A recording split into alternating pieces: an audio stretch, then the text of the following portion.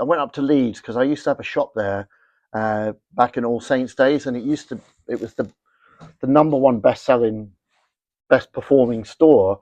So I went around Leeds looking at, maybe if I want to open a store there, and checking out what the market looks like now, and some of the stores, and they're all so boring and kind of like big famous brands. And the problem is the world has got far too much clothes already.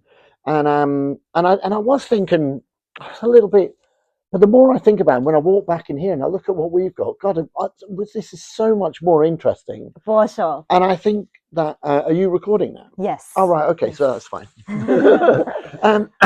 I think sometimes I doubt myself. I wake up in the morning, I think, what am I doing?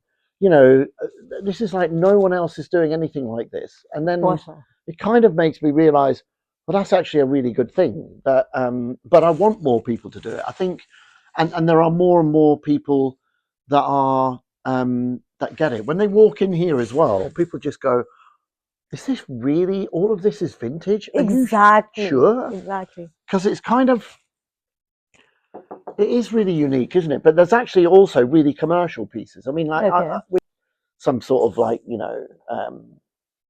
really super cool, interesting, super rare pieces hanging up here.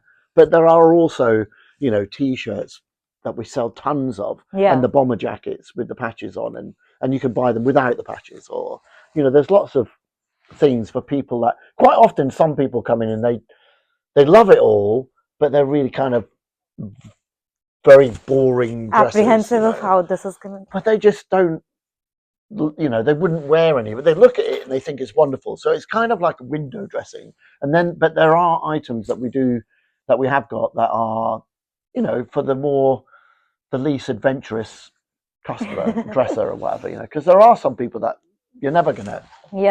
I mean, obviously, there's not many men or women that are going to wear that jacket, but casually maybe, with the gold braid. But that's a one-off. That's something like a brigadier general ceremonial tunic from 1920 or something, So it's super rare, and that. But then there's like varsity bomber jackets, and there's lots of other things that are much more commercial. But there are people. I mean, I have friends of mine that are my age that come in and they just go ballistic because they love it, and they have quite exciting taste or whatever. But it's not. I mean, this is a little bit over the top, but there are things here that aren't, and they really get into that. But I think the key to building a really successful brand, though, is targeting the younger generation, because the younger generation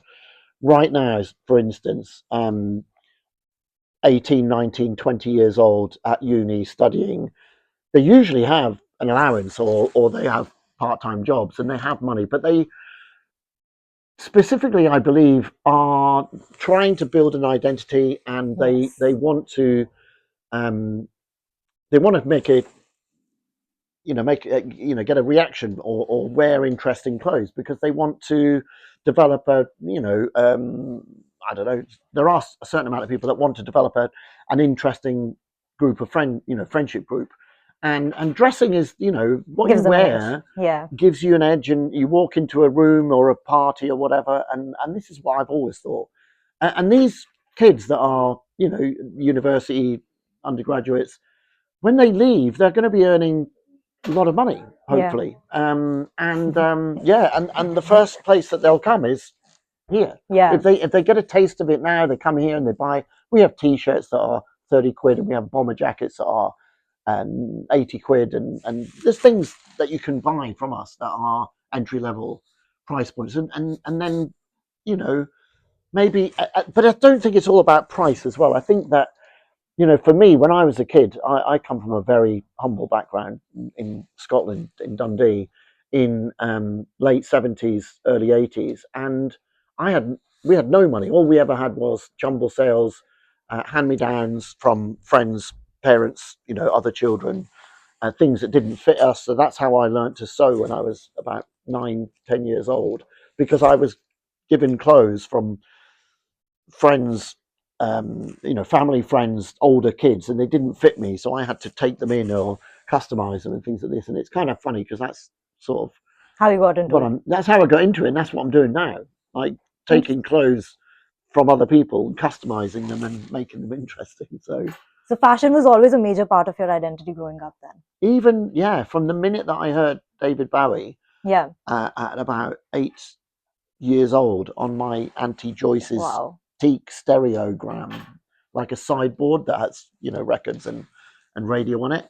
And I remember really clearly going over to the speaker and listening to the words and thinking, it just sounded otherworldly, something that I'd never heard before, really interesting.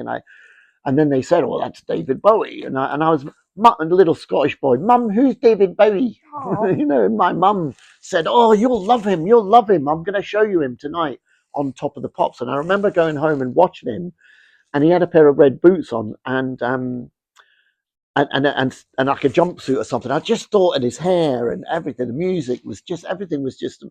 I was enthralled, and I drove my mum mad to buy me a pair of red boots. And somehow she got the money together and she bought me them. And I remember polishing them every night and sleeping with them under my pillow because I was so in love. This little boy, can you imagine how cute? And I only know this really because my siblings used to take the piss out of me for years about it. And then the funny thing is now, I have the red boots. Have them on now. Yeah. They're not the same ones. These are new. Close enough. But it is kind of. I found these in Italy. They're handmade and they're garment dyed. Wow. To get that, and that's why they have that really unique patina. But it's kind of, when I saw them, it was like, oh my God! It just brought back all these memories of being a child and falling in love with these red boots. And but I remember thinking, they're a bit Christmas. They're a bit. And then I had them for about 6 months, and I never wore them. And then I wore them to one event, and somebody was asking me questions like this, and the story about David Bowie and the red boots came up, and they went, "Oh my God!" And you've got, and I never really thought about it until I was telling the story, and I suddenly thought, "Wow, yeah, life comes full circle." It is almost like being back in my childhood now. I'm now in the sweet shop, a kid in a sweet shop with all these amazing little things, and every day people actually ring me up or come in and say, "Oh, look what I found," or send me pictures of, like, the biker jacket with the beads on there, the buttons. Actually, that was one that we did at AllSaints about 20 years ago or something. Oh wow! Okay. And we found it on eBay, and I'm doing a project in Ghana. I'm going to Ghana as a guest of the new incoming president of Ghana. They have a massive waste problem over there because Europe, or all these countries from Europe, specifically England, the UK, send all their waste there, and they're receiving container ships every day with 100, 200, 500 containers full of clothes, and they don't know what to do with it. So I'm going there to try and teach young kids and colleges and schools how to upcycle garments and make them like interesting. And it's really, and it's with the British Heart Foundation and Oxfam and things like that. So potentially we're going to turn it into like a really, really exciting project for kids out there and for, people in the country of Ghana, like trying to, bring some revenue back to them, because at the moment these waste management companies, they are paid to take our waste, but there's so much of it they don't know what to do with it. So it's a problem. There are mountains of it. There's actually, if you can Google it, just clothes, mountains of clothes. And there's on my video, if you go on my website on stuarttrevor.com, the mission statement, there's a video, and in the video there's like you just see like a mess of, like, and then the camera zooms in, and as it gets closer and closer, you realize that it's a mountain of clothes, and you realize that there's a digger, and there's big diggers like pushing the clothes, trying to flatten it, and the camera keeps zooming in, and the next thing you realize that the digger is bigger than the whole of this room, and there's one guy in the digger, and then it puts it into scale. You realize that you've been looking at an actual mountain, like, you know, not just a hill, a mountain of clothes, and you can see them from outer space. You know, there are satellite images So insane. of these huge swathes of land, and the biggest problem is a lot of it is fast fashion, and a lot of fast fashion and sportswear and super brands like, you know, Nike and Adidas and all that, and they all make it from polyester, and polyester is not 90% biodegradable, polyester on and most it's days. going to sit in there for 1,000 years.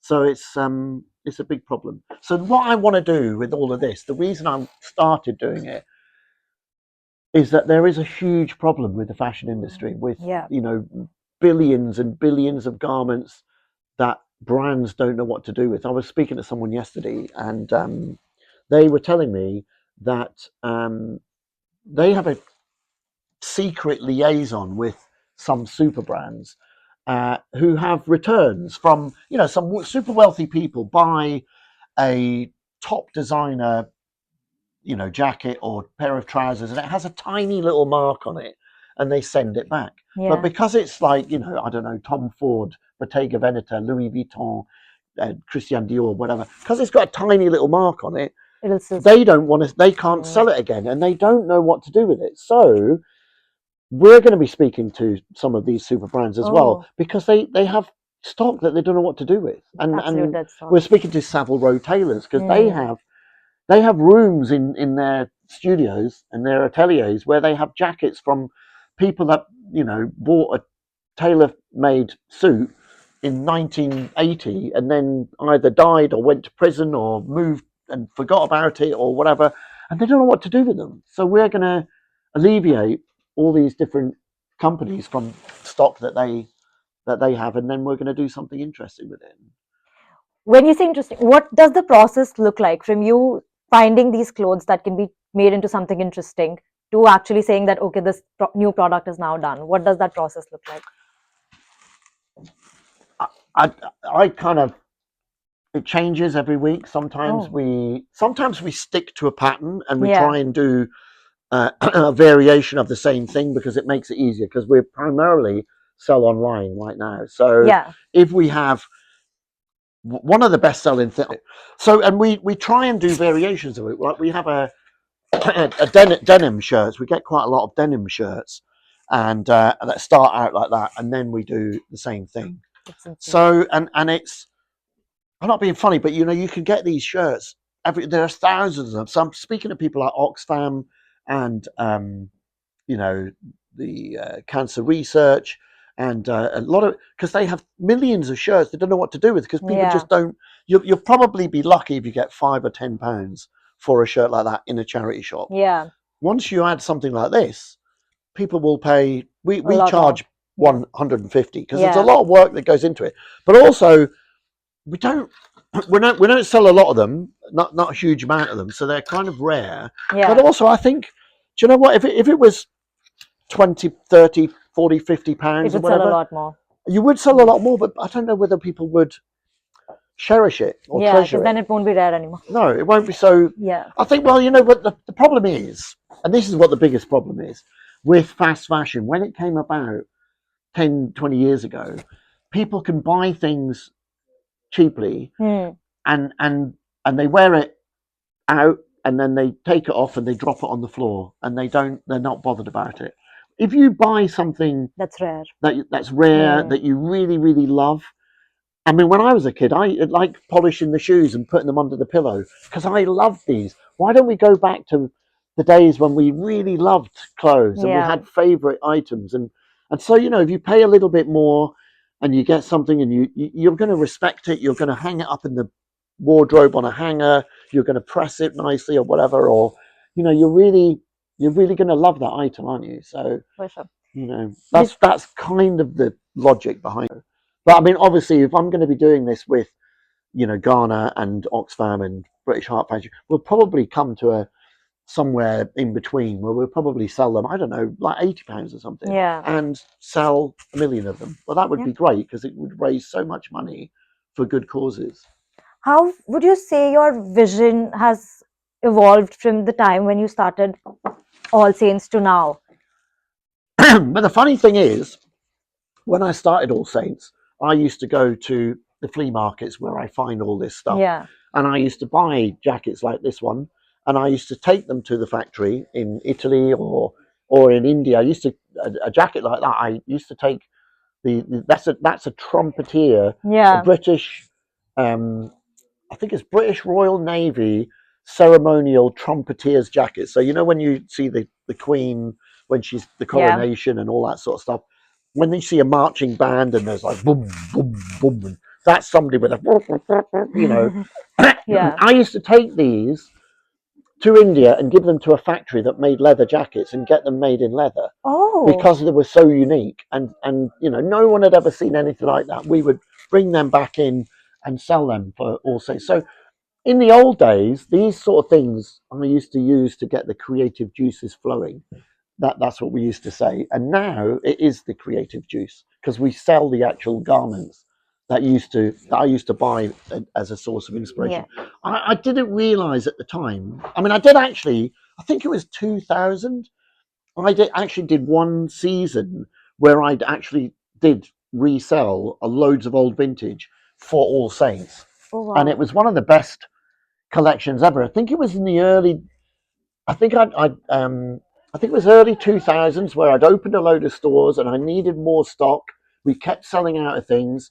We couldn't make it fast enough. And one of the easiest ways of doing it, because I was going to these warehouses where they had millions of garments, and I would buy them, relabel them, print the saint on the back or saints on the Yeah. back, and embroider things on it and sell it.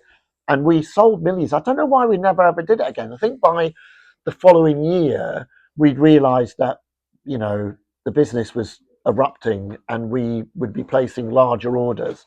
So we didn't need to do it. But it's a shame, really, because it was, well, I mean, it's great because it means I've got the opportunity of doing it now.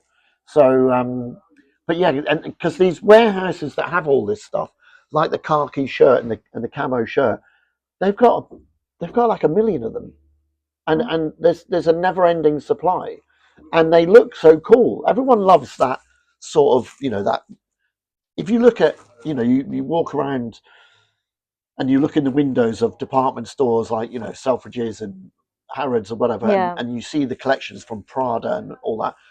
They use all this military stuff as inspiration and they remake it.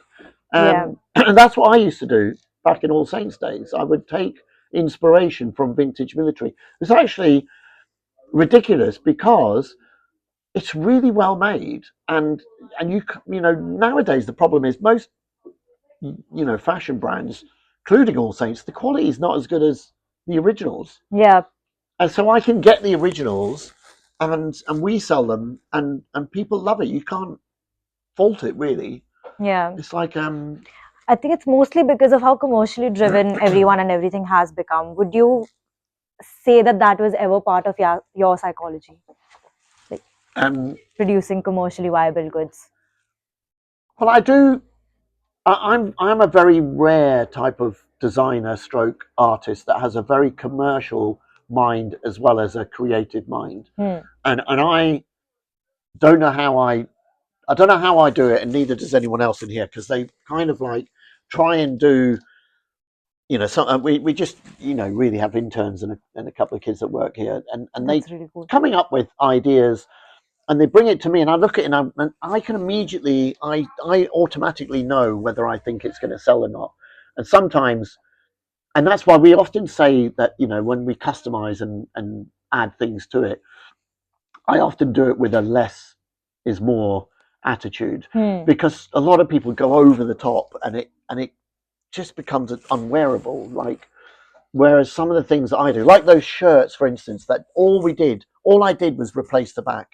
So from the front, it It's just still the looks same. like a Yeah. normal shirt.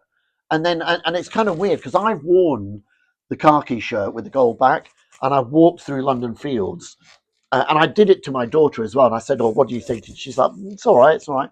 And then I turned around, and they're like, "Oh my god, oh dad, I love that, I love that." Oh. I've had people run up to me in London fields, on one day, three different people run up to me and say, "I just saw you walking by," and then I looked behind, and where did you get that shirt? That is amazing. So That must feel it's good. kind of like we call it like a reveal. We call it the Hmm. party back shirt because it's kind of when you're on the parade ground in the Yeah. morning and then you go to a party in the evening.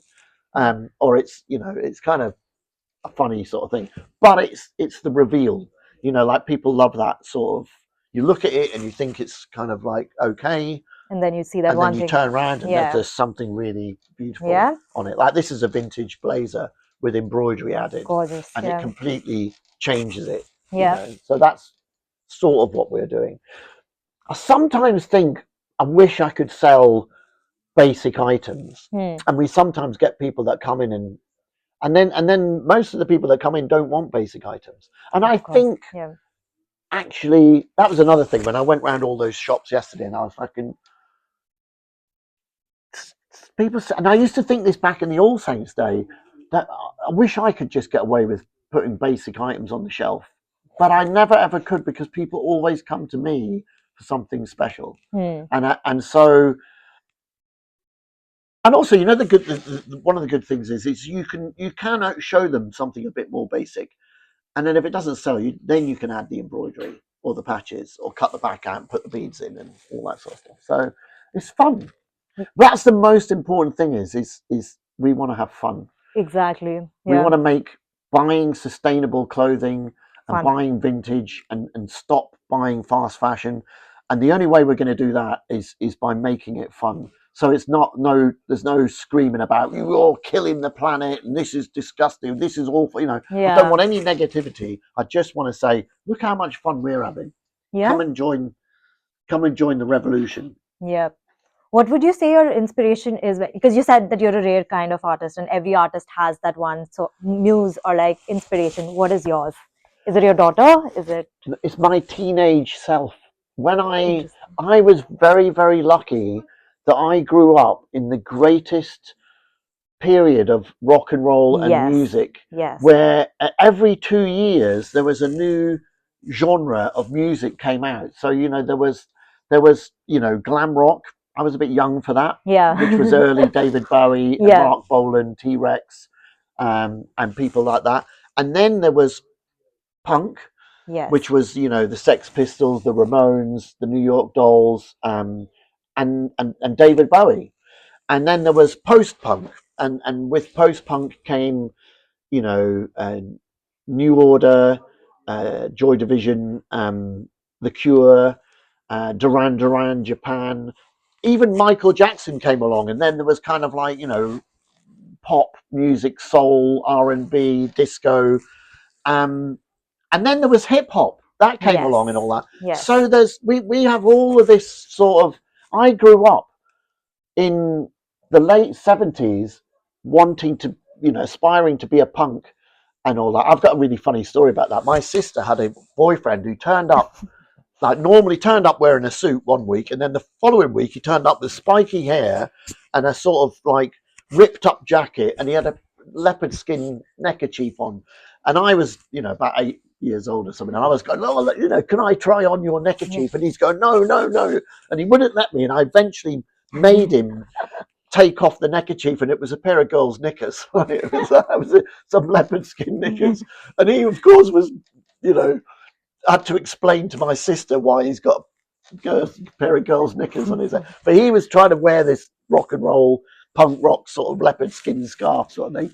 So that, but yeah, and so then there was punk, and then there was post punk and things like that. So I grew up, you know, I think when I was about 12, I was really into 12 to 14, really into Michael Jackson. There was an album called Off the Wall.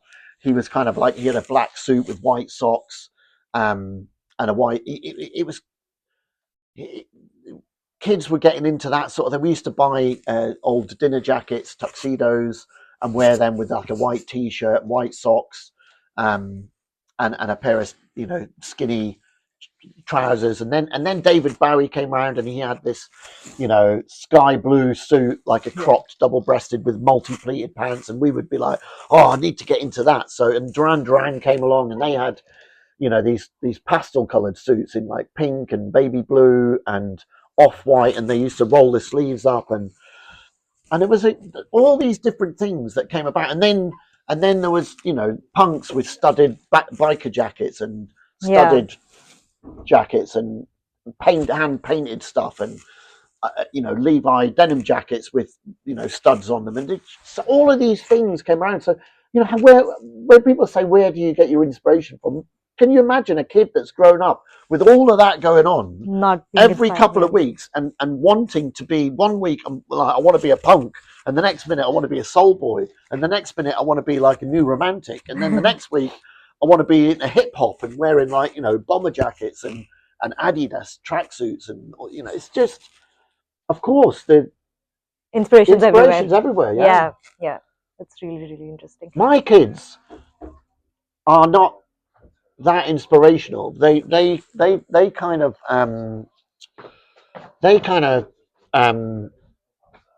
wear vintage, and they take a lot of my old stuff, and they you know then they go to charity shops, and they kind of have it's a slightly different look, and they're not as passionate about it as me. I'm kind of a little bit more, because I always think as well now, I love that aesthetic, but I also realise I'm slightly older, so I don't want to wear. I would look ridiculous with dressed up with a biker jacket covered in studs and all this sort of stuff. So I will wear something a bit more. To me, I think it's a bit more classic, but to most other people in the world, they would think, "Wow, look at this geezer! He's definitely." People say that to me, like, "You are definitely in fashion," and I think, "God, I'm just wearing a black," and then I realise, well, it's got embroidery, and I've got a tie with. This is all. It's not something basic, yeah. This is a photograph of all my old cassettes, like the backs with, and it has like the B-52s, the Police, the Damned, the Specials, That's really Generation X, Waterboys, Susie and the Banshees, MC5, Blondie, and all of these. That's kind of them.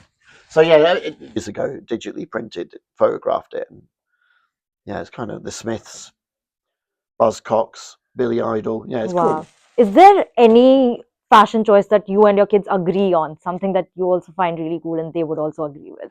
Well, my son is 25, and he wears nothing but vintage suits. Lovely. Yeah. So he wears his granddad's old suits, and he also buys. He goes to charity shops and looks for beautiful old Savile Row tailored or Burberry or Aquascutum or something like that. And my daughter, the youngest one, who's 18, she's still kind of developing her own style. Does she have? She often says, "Why don't you dress like Louis, my son?" Oh. And I'm like, if I dressed like that, I'd just look like an old man in a suit. It suits him because he's young, good looking, looks a little bit like Jude Law in The Talented Mr. Ripley. Yeah. He also has a moustache, which on a young 22-year-old kid, he's actually 25 now, but he looks cool. If I had a moustache and wore a suit, I would look like a bank manager. So, yeah. Do you know what I mean? It's different. I think it's all about age, isn't it? When you're young, you can dress like an old man. There's all that grandpa, and it would still look cool, and it looks great. And the girls wearing grandma core, what do they call it? Grandma core, where they dress in like an old granny sort of outfit, but they actually look really great. Yeah, young old money. Now they call it old money or something like that. Yeah. So you've spoken a lot about what you're building now and Stuart Trevor as a brand. And I was watching your videos and the interviews that you've done previously. By the way, the list of questions I'd made, I've just forgotten that. So now I'm just asking. This is what happens. No, because this is so much better, right? But so all the interviews that I saw, there's always an inclination towards people pushing you to talk about AllSaints. Will you say that you've had a hard time moving on from that? It's like an artist produces a nice song and everyone only remembers that one song when they go to a concert. Do you think that's something that you experience, or have you moved on from it? I don't think about it at all. I mean, people listen. At the end of the day, I started AllSaints on my own. Yeah. It is named after me. Yeah. My initials are ST. Yes. Like the Saint. Yeah. And I used to drive. I still got it. It's being rebuilt at the moment. The car that Roger Moore, the actor Roger Moore, who went on to play James Bond in the 60s, he starred in a TV series called The Saint. Yeah. And this car is beautiful. It's like it's a Volvo P1800. It looks like a Ferrari 250 GT. It's one of the most beautiful cars in the world. It has little fins on the back and it's sort of rounded. low sports car, coupe, 2 doors. I bought one when I was 20 years old in Arizona on New Year's Eve, drove it to LA, went out partying for a couple of days, and then flew back to London. And a friend of mine shipped it to London. Wow. And I drove it for 20 years. And so, whilst before I started All Saints, I used to drive that. I was at another designer retailer called Reese. Yes. I used to drive that car everywhere, and I was running clubs in London, club culture and getting into nightclubs and running clubs and all. That was the most important thing that a young 18 to 28-year-old person could do in those days. And I used to drive that car everywhere, and everyone would go, "Oh, it's the Saint," and all this, and it was kind of like it became a nickname. And there's a theme tune for the Saint, and it goes doodle doo doo. And people used to go, "Oh, look, it's the Saint, doodle doo doo." And anyway, so when I launched All Saints, I did 18, 20 years there. I loved it. It was great. It was, I moved on.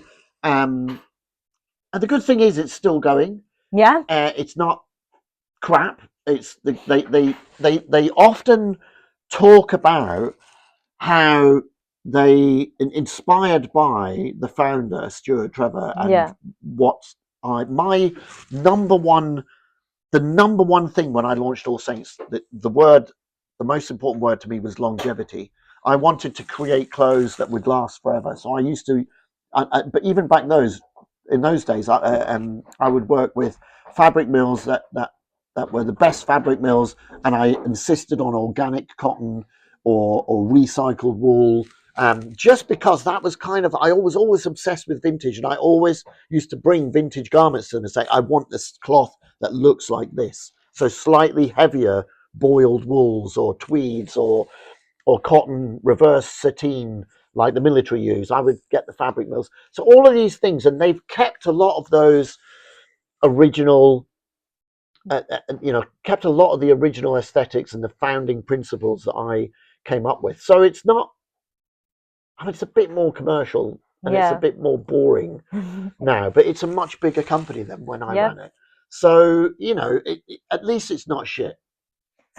So I'm proud of the fact that, if I walk by it, people say to me, how do you feel? I'm like, well, it's all right. At least it's not shit. So was it easy for you to move on? Did it take time, or were you just... It wasn't easy in the beginning. It was kind of hard because, I didn't want to sell it. I was kind of forced into it. It was a hostile takeover by a really horrible guy who'd also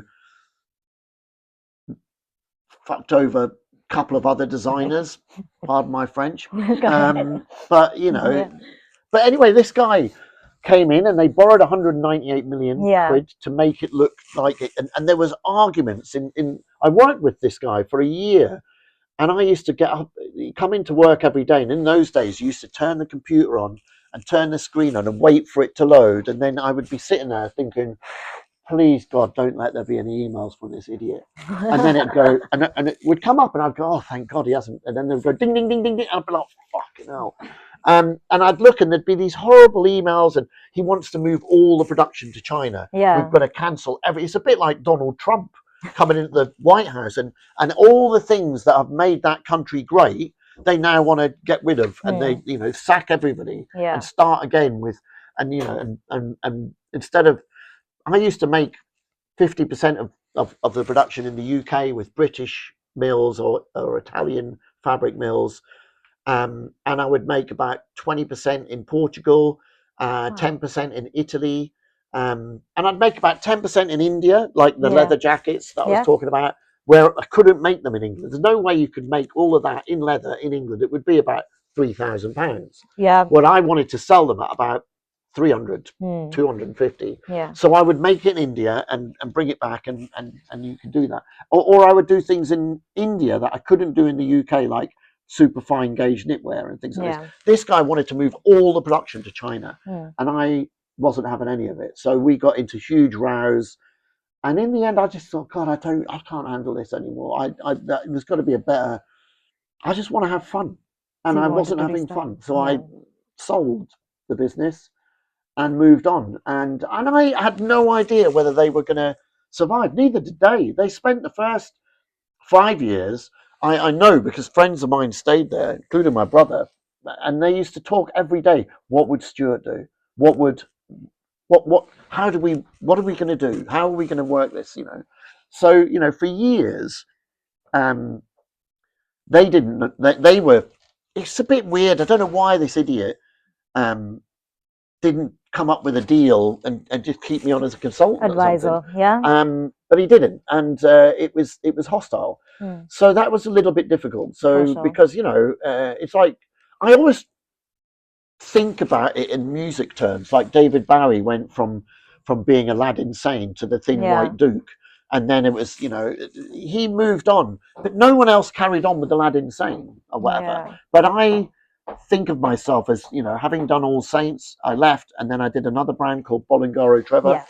and that was based in here, and it was a very similar sort of approach to this, like a more refined version of All Saints, and Hmm. most of it made in the UK. And during that period, I dressed every rock and roll band in the world, Wow. from Guns N' Roses Yeah. to Depeche Mode to the Who. For the Super Bowl and for the Olympics, the closing ceremony, the last act on at the Olympics in 2012 was the Who wearing my actual personal jacket Wow. and all, the lead singer, and bands like Placebo, Destiny's Child Yeah. would come in here, and so many. Gwen Stefani from No Doubt would come in, and lots of to girls and boys, and we I loved that because I went from a little boy who wanted to be David Bowie to dressing all the rock bands. That's a yeah For me, it real was. life pinch me moment. Yeah, Do you have a favorite memory in here, or are there too many? there's so many. I remember actually one of them. My ex-wife kept saying to me about Roger Daltrey from the Who. Why are you obsessed with that old man? And it wasn't I was obsessed. He called me, and he's a really cool guy who used to run a thing called the Teenage Cancer Trust Hmm. at the Royal Albert Hall, and he used to get loads of bands, really cool bands, to play for free, like including Kasabian, Oasis, lots of really cool bands with Paul Weller from the Style Council and the Jam, and they would come and they would play. And he called me because Serge from Kasabian, who's a really cool rock and roll dude, had they'd come and borrowed some white suits from here for the cover of the NME, and they were doing the Beggars Banquet, which is like the Rolling Stones type. So they had a table laid out, and they had white suits on and top hats and a cane and a rabbit and a goat's head on the table and all that. Like there's a goat's head Oh. up there, and up the sort of goats. They had all that, and they had it. So anyway, he went to meet Roger Daltrey at the Royal Albert Hall, and and Roger was like, "Wow, you look amazing, mate. Where did you get that from?" And he was like, "Oh, this guy, Stuart Trevor, he's the founder of AllSaints. He's got this new brand." And I get a phone call from Roger Daltrey going, "Hello, mate. Hello, it's Roger. How are you?" And he said, "I've got something big, it's huge. I can't tell you what it is. I'm sworn to secrecy, MDMA, and all that." And I was like, "What is it?" He goes, "The Super Bowl." And I was like, immediately. And anyway, he turned up here, and this is my ex-wife's going, "Why are you so obsessed with that old man?" And then I found out after when he turned up and he walked in here, and I was like, "Hello, Rog," and I'd met him a couple of weeks before.